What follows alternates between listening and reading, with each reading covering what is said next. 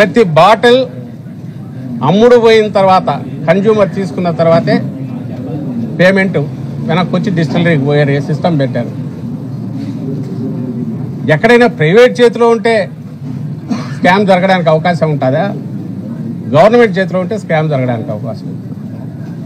ఇక డిస్టిలరీలు అంతకుముందు వాల్యూమ్స్తో పోలిస్తే తీసుకున్నది బాగా తగ్గిపోయింది. 40% 50% పైగా బీర్లలో, మిగిలిన వాటిలో 40% పైగా తగ్గినట్టుంది. అంటే ఆర్డర్లు ప్లేస్ చేసేది వాల్యూమ్స్ తగ్గిపోయింది. డిస్టిలరీకి లాభం వస్తే ఎక్కువ ఆర్డర్ ఇస్తే ఎవడన్నా లంచం ఇస్తాడా? ఆర్డర్ తగ్గిస్తే ఇస్తాడా? ఇవన్నీ బేసిక్ కామన్ సెన్స్ క్వశ్చన్స్. వీటికి వీళ్ళు ఆన్సర్ ఇవ్వరు. ఊరకు మద్యం పాలసీ మార్చేయడం ద్వారా 1000 కోట్లు తీసుకున్నారు. పోనీ వీళ్ళు అంటున్న 1000 కోట్లు ఎక్కడ? 50,000 కోట్లు, 60,000 కోట్ల నుంచి అది 30,000 కోట్లు, 20,000 కోట్లు అయిపోయి ఇప్పుడు ఆఖరికి 3,200, 3,500 అంటున్నారు. అది కూడా ఏదంటే ఏమంటున్నారు? ఇదంతా ఎన్నికల్లో ఖర్చు పెట్టారని ఒకటి అంటారు. ఇంకోటేమో ఇందులో చాలా భాగం ఆస్తులు కొన్నారంటారు. దుబాయ్లో పెట్టుబడులు పెట్టారంటారు. ఆఫ్రికాలో పెట్టుబడులు పెట్టారంటారు. ఇదే 3,000 వీళ్ళు అంటున్న కట్టుకథ 3,000 కోట్లనే 30 రకాలుగా చెప్తున్నారు. ఇన్వెస్ట్మెంట్లు చేశారంటారు, మళ్ళీ ఎన్నికల్లో ఖర్చు పెట్టారంటారు. అసలు ఎక్కడ డబ్బు ఎక్కడుంది, ఎక్కడికి పోయిందంటే అసలు రికార్డులే తారుమారు తగలబెట్టేశారని కొత్తదేదో అందుకునేట్టున్నారు. ఆ మధ్య మీరు కూడా చూసింటారు. బంగారు కొన్నారన్నారు, సినిమాలు తీశారన్నారు. మరి ఎన్నికల ఖర్చుకి ఎక్కడి నుంచి వచ్చింది? ఆఫ్రికాలో పెట్టుబడులు, దుబాయ్లో పెట్టుబడులు. అసలు ఏ సినిమా కథ దీని ముందైతే దిగదుడిపే. సినిమా కూడా కాదు, ఈటీవీలో వస్తుంటుంది సీరియల్. 1000, 2000, 3000, 4000 ఎపిసోడ్లు పోతా ఉంటుంది. అది జీడిపాకం సాగినట్టు సాగుతా ఉన్నారు కదా, అట్లా సాగుతా పోతుంది. కానీ దొరకట్లే పట్టు. వీళ్ళకి ఆఖరికి దొరక్క ఆ మధ్య ఎప్పుడో 375 కోట్ల పేజీల 3,75,00,000 375 కోట్ల పేజీలో ఈనాడులోనే ఒక బ్యానర్ ఐటమ్ వచ్చింది. మొత్తం సమాచారం అంతా లేపేసినారు హ్యాక్ చేసి కంప్యూటర్లను.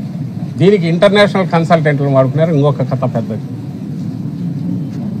ఇప్పుడు తాజాగా ఏమి సాక్ష్యం ఉండడానికి ఏమైనా ఉంటే కదా కేసు. కాబట్టి సాక్ష్యాలన్నీ కాల్ చేశారని కూడా మళ్ళీ తీసుకొస్తారు.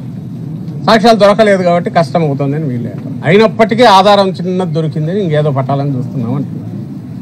అసలు దేనికైనా హద్దు పద్దు. నీకు ప్రజలు ఎందుకు తీర్పు ఇచ్చినారు? నువ్వు చేయాల్సింది ఏంది? నువ్వు ఇచ్చిన తప్పుడు అబద్ధపు అసాధ్యమైనవి నువ్వు చేయదలుచుకొని హామీలన్నీ తొంగలో దొక్కినావు.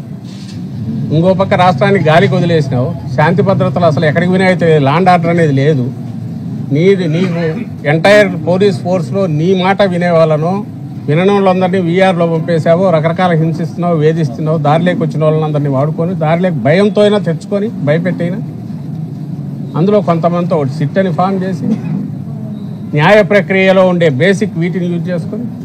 ఎందుకంటే ఈ స్టేజ్లో న్యాయ వ్యవస్థ కూడా ఏమంటుంది? వాళ్ళైనా కోర్టులైనా మా దగ్గర ఇన్ని ఆధారాలు ఉంటే మరి చూపండి అబ్బా అంటారు. ఈలోగా ఏంటంటే హెరాస్మెంట్, కక్ష సాధింపు.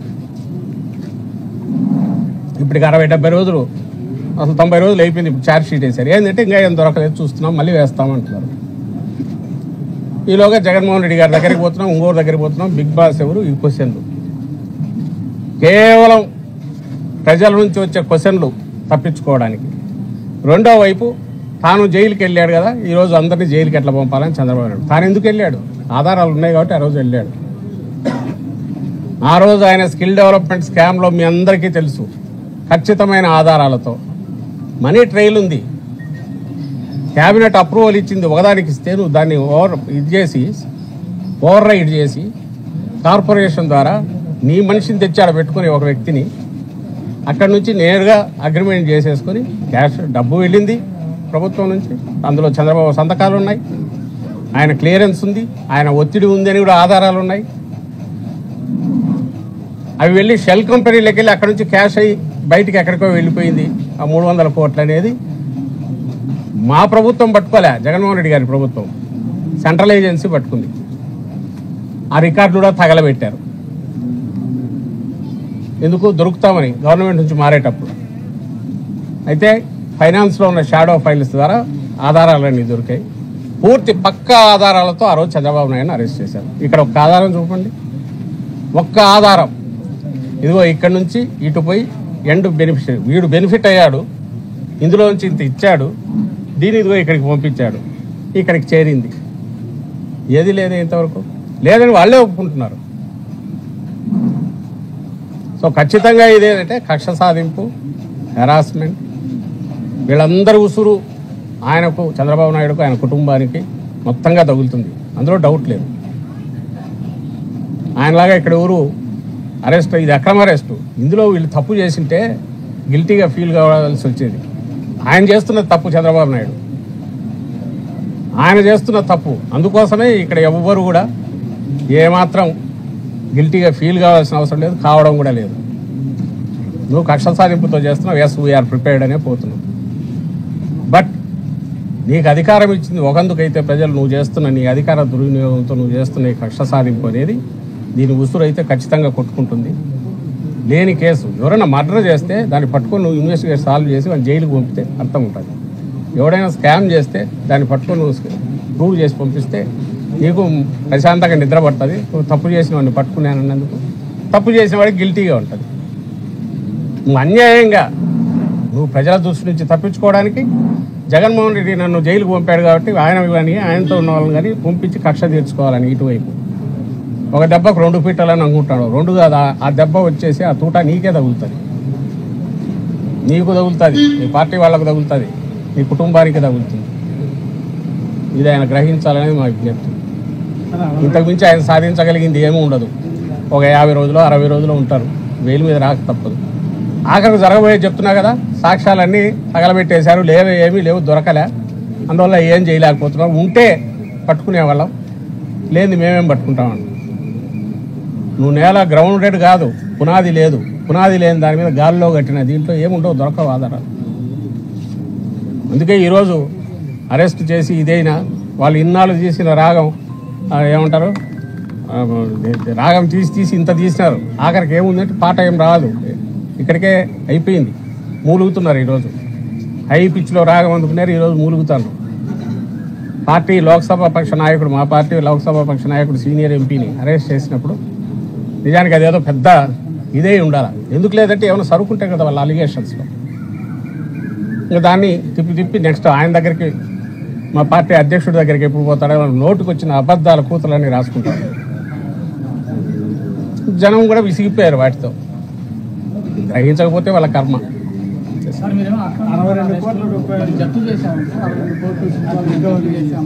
ఏది ఎక్కడి నుంచి?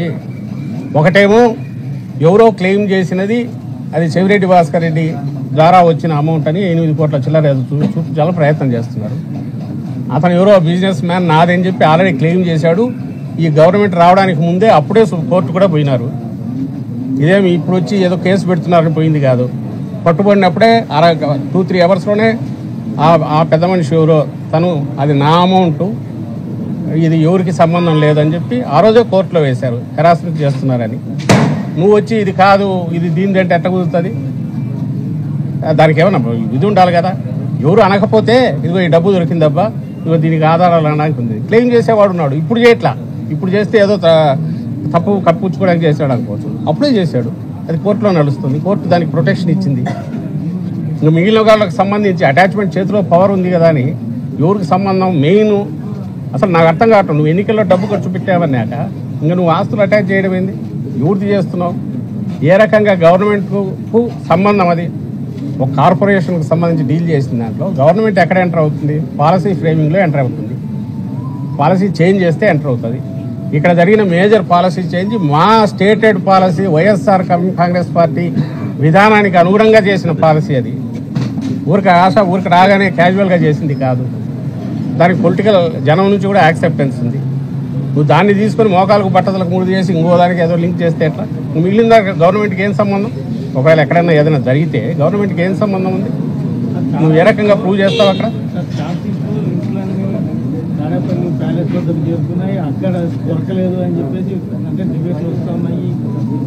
మళ్ళీ అదే అడుగుతున్నారు మీరు. కథ రాయడానికి ఆడేపల్లి ప్యాలెస్ అనొచ్చు, ఇంకోటి వాళ్ళకి ఏదైనా రాయొచ్చు.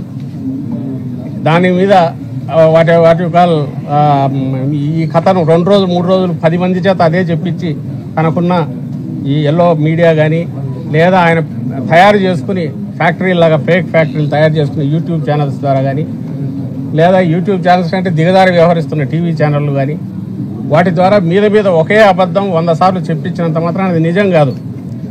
ఎన్ని నెలలు నువ్వు 5 నెలలు 6 నెలలు వాళ్ళే రాసుకున్న దాంట్లో సిట్టు పెట్టి 5 నెలలు అంటున్నారు.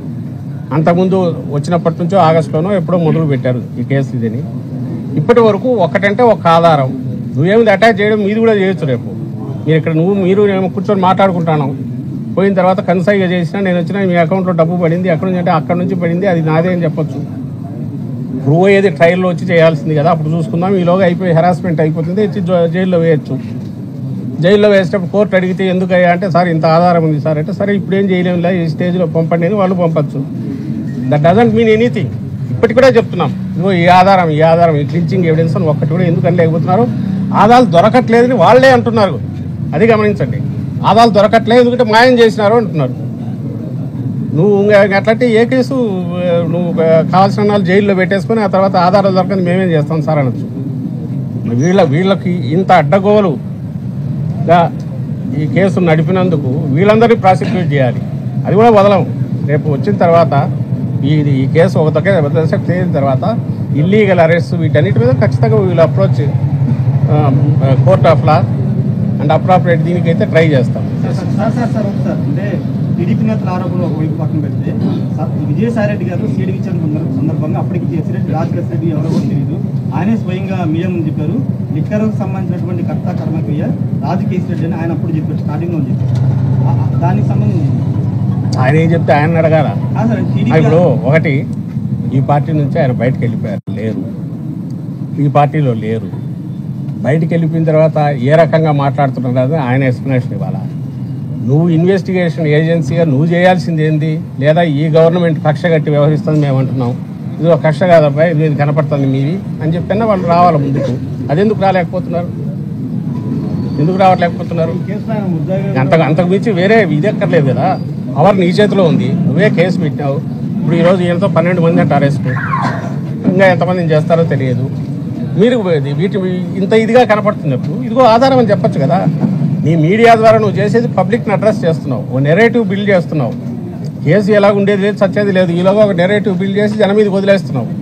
జనం అంతా చదివేసి ఘోరాలు చేశారు జగన్మోహన్ రెడ్డి గారు, లేదా వాళ్ళ వెనకబడి ఉండేవాళ్ళని వాళ్ళు అనుకోవాలా. సో నమ్మాలా?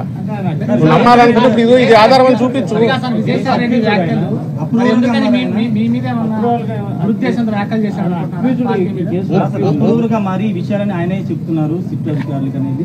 అవునబ్బా, నేను ఆయన కాదు ఇంకొకరు కాదు ఎవరు చెప్పినా ఆధారం ఏదో చూపాలి కదా. ఇదిగో పర్టికులర్ ఇది ఫస్ట్ వచ్చి రేషనల్, ఇది దాంట్లో హేతు పద్ధతి ఉండాలా. ఏం హేతు పద్ధత?